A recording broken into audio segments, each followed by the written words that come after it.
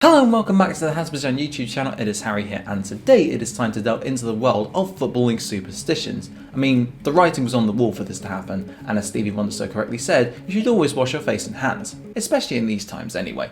Given how important football matches are to a significant portion of the world's population, it's perhaps unsurprising that many players involve superstitious rituals in their pre-match routine, or indeed during the games in question, believing that doing so will enhance their chance of greater success. Even all-time greats such as Cristiano Ronaldo and Johan Cruyff have had superstitions of their own, but in today's video I'm just going to give you 10 random examples of superstitions which I find to either be quite interesting, bizarre, or downright hilarious. The list is in no order whatsoever, and I may do a part 2 somewhere down the line if the demand is there. And of course, if you enjoy this video, slap a like on it, subscribe if you haven't done so already, and there's a little bell to the side of the subscribe button which you can ring to get notified whenever I upload a video straight away. So without any further ado, here is a random assortment of 10 famous, or infamous, footballing superstitions, but as a quick disclaimer, I'm not discussing curses because that's a whole different kettle of fish. Number 1. Laurent Blanc's French kiss. Laurent Blanc was a pivotal part of the France squad for their triumphant 1998 World Cup campaign, and all the way through it, he kept up one particular pre-game ritual which clearly served France quite well. He would approach Fabien Barthez, the goalkeeper of the team, and give his bald head a massive kiss prior to the game starting, something which he would repeat when the duo played together at Manchester United, although exclusively for Champions League games. And as France continued to make their way through the tournament, it looked like it was working, with Blanc playing a key role in their on-the-pitch matters at the heart of their defence, which only conceded 2 goals throughout the entire campaign, a World Cup record for a winning side. However, in the semi-final, Blanc was sent off for an innocuous scuffle in the box which Croatian defender Slaven Bilic made a massive meal out of, but FIFA refused to rescind Blanc's ban, despite video footage showing that Blanc had barely even touched the future West Ham and West Brom manager. This left his ritual in jeopardy just when it mattered the most, especially as France qualified for the final, but it didn't deter him, as even though he stayed suspended for the big game, he still went onto the pitch to plant a kiss on Barthez's head, and a Blancless France went on to beat Brazil 3-0 to win their first ever World Cup trophy. Number 2. Robinson's rice pudding. We are taking it all the way back to the 1890s for this one, but there is a very good reason why I'm picking Jack Robinson to feature in this video. Robinson was an eccentric goalkeeper who most famously played for Derby between 1891 and 1897, but alongside that, he had a notorious love for rice pudding, and he had to consume it before a match or otherwise, as he told his teammates, no pudding, no points. So seriously did his clubs take this that when rice pudding once wasn't on the menu for a pre-match meal, one of the club directors specifically went out on the search for some, although I'm unsure as to whether or not he was successful in his quest. One time where he didn't have rice pudding pre-game was in an 1894 opening day game for Derby against Sunderland, which became known as the game of 3 halves, as the referee was late to the match, and when he arrived at half time, with Sunderland already winning 3-0, he ordered the game to be completely restarted, although Sunderland would go on to be 3-0 up by half time again anyway, and then win the match 8-0. Robinson had actually put a bet on that he would never concede 10 or more goals in one game, and technically speaking, he both did and didn't, but if he'd had his rice pudding pre-game, then he may well have never had to delve into technicalities. Number 3. Torre being the last man out. Jumping back to the early 21st century for our next entrance, we head to Arsenal and Kolo Torre, who, at the time, was undoubtedly the better Torre brother. A rock-solid centre-back who was almost ever present during Arsenal's invincible campaign of 2003-2004, Torre would always make sure he was the last player back on the pitch either before a match started or after the interval. However, this got him in trouble during a 2009 Champions League match against Roma, as his centre-back partner William Gallas had to stay in the dressing room for treatment during half-time, and Torre point-blank refused to come back out onto the pitch until Gallas' treatment was finished, and Arsenal had to start the second half with neither of their centre-backs being present on the field. When he finally emerged from the dressing room, he returned to the pitch without the referee's permission as the game had already restarted, and he received a yellow card for his actions, although Arsenal went on to win that particular game 1-0 and then the tie overall on penalties, so maybe his theory did hold a little bit of weight after all. Number 4. Lineker cannot shoot. A fox in the box of a striker turned well-renowned pundit, Gary Lineker was a prolific goalscorer throughout his career, as he notched up 329 goals across spells at clubs like Leicester, Everton, Spurs and Barcelona, as well as 48 goals for England, which make him his nation's 3rd highest goalscorer of all time, only behind Wayne Rooney and Sir Bobby Charlton.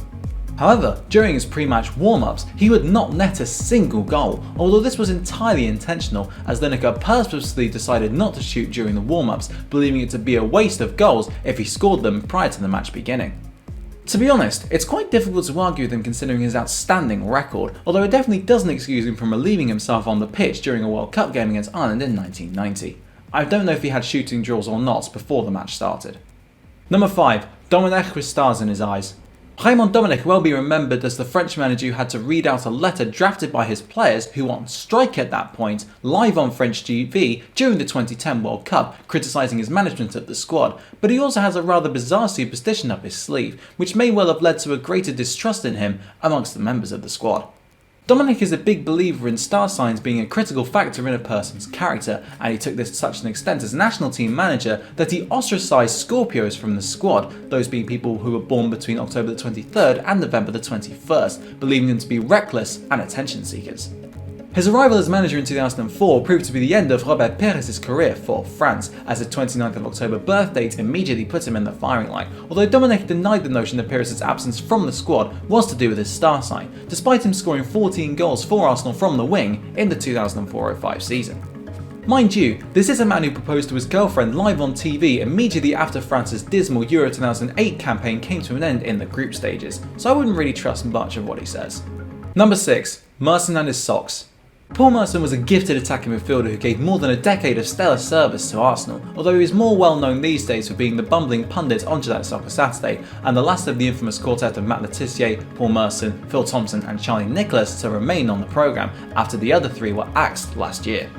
It was on an edition of the show in 2018 when the host, Jeff Stelling, asked the panellists if they had had any superstitions at any point during their careers, and Merson responded with, quote, "I put my socks on, then took them off, and then put them back on again," close quote, with Nicholas retorting, "They were on the wrong feet."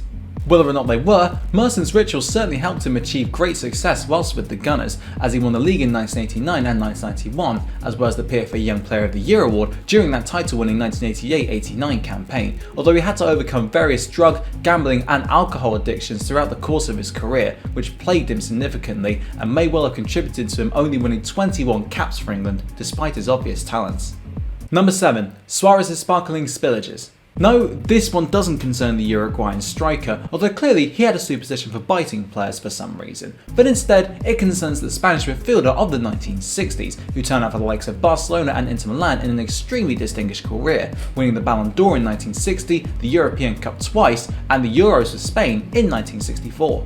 Suarez believed that if wine were to be spilled before a game, he would go on to score in it, and whilst at Inter Milan, his manager Helenio Herrera went out of his way to drop wine glasses from the table before crucial matches, before Suarez would dip his finger in the wine which had been spilled onto the tablecloth and touch his forehead and his foot with it.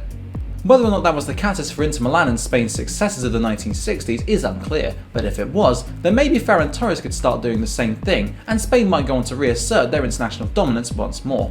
And it would mean that Man City keep on winning domestic trophies, which I wouldn't be particularly averse to. Number 8. The curious case of Cellino and the number 17. The maverick Italian businessman Massimo Cellino had an infamous stint as Leeds' owner during the mid-2010s, going through 7 managers in just 3 years, but he features in this list for his time as chairman of Italian club Cagliari for a superstition which is extremely common amongst Italians. They have a fear of the number 17, since an anagram of its Roman numerals is Vici, translated roughly to "I have lived," inferring that life is over, and many hotels do not even have a number 17 room, buying into this fear.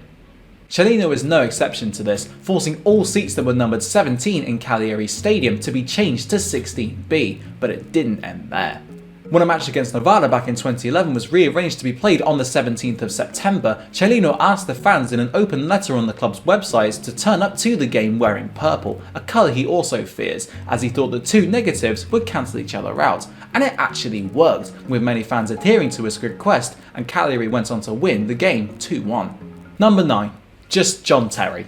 Inasmuch as I didn't particularly want this to be overly English-centric, I couldn't leave out the king of footballing superstitions in the form of John Terry. He had a myriad of superstitions throughout his time at Chelsea, ranging from not touching the ball in the dressing room prior to a game and listening to the same album on the way to a home match, apparently by Usher for some reason, to sitting in the same spot on the team bus to away games, although his most bizarre one involved a toilet urinal in the Chelsea dressing room. He and Frank Lampard happened to use it one time before a match that they went on to win, and over time, with the mythical status of that urinal now firmly set in stone, the queue to use it grew in number to a point where the club's secretary had to tell him that they'd received some complaints from the FA as a result of them turning up late for games, with Terry not wanting to give full disclosure as to why this was happening. I guess that's fair enough. Number 10. Anconetani feels a bit salty. We've already explored horoscopes, wine spillages and rice pudding obsessions during the course of this video, but there's still time for one more elementary superstition before we finish. Romeo Anconetani was the AC Pisa president during the 1980s and 1990s, during which time they punched above their weight significantly, spending 6 out of their 7 seasons in Serie A to date between 1982 and 1991, and boasting the likes of Diego Simeone and Dunga on their books at various stages during this time span. This may, or of course may not, have been to do with Anconetani's proclivity to pour salt onto the pitch before the game started, and of course, when there was a bigger game, more salt would be saturated into the grass. One game in particular against Cesena must have been extremely significant in the context of the league season, as he sprinkled the 4 corners of the pitch with a total of 26 kilograms worth of salt. Unfortunately, his time at Pisa came to an end after he suggested that they merge with Livorno in 1992, a proposal which the fans did not take kindly to in any way, although that particular idea was one that perhaps did make some sense with hindsight, as within 2 years, the club went bust. No amount of salt could clearly save them from extinction. That about wraps up today's video on 10 random and bizarre footballing superstitions, and I really do hope that you enjoyed it. Of course, if you did, then hit the like button and subscribe if you have not done so already, and if you would like to see a part 2, then of course let me know. Thank you very much for watching, and until next time, I'll see you there.